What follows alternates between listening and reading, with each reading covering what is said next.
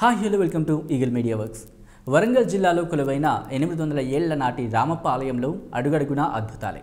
కాకతీయుల శిల్పకళా వైభవానికి నిదర్శనంగా నిలిచే ఈ ఆలయంలోని వింతలు విశేషాలు పర్యాటకులను ఆశ్చర్యచకితులను చేస్తాయి. రామప్ప అంటే ఈ ఆలయంలో దైవం పేరు కాదు, ఈ ఆలయాన్ని అద్భుత కళాఖండంగా మలిచిన ప్రధాన శిల్పి పేరు.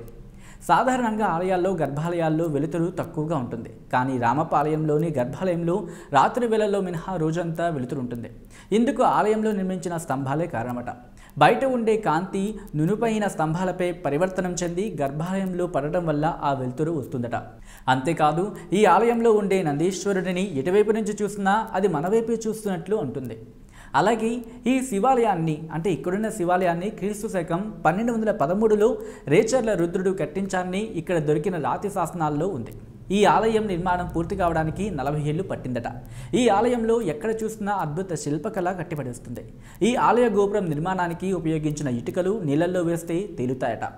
ఈ ఆలయంలో శిల్పకళ విశిష్టతను తెలిపే మరో అద్భుతం సప్తస్వరాలు పలికే శిల్పం. ఆలయ ప్రధాన ద్వారానికి ఎడమవైపున ఉండే శిల్పాన్ని వేళ్లతో మీటితే సరిగమ పదనిసలు పలుకుతుంది. మరో శిల్పంలో 3 వ్యక్తులు కలిపి 4 కాళ్ళుంటాయి. ఈ విగ్రహాన్ని చూడగానే కాసేపు అక్కడే ఆగిపోతాం. కాకతీయుల నాటి అద్భుత సాంకేతిక నైపుణ్యం గురించి తెలపడానికి ఇంతకంటే గొప్ప నిదర్శనం ఏముంటుంది చెప్పండి.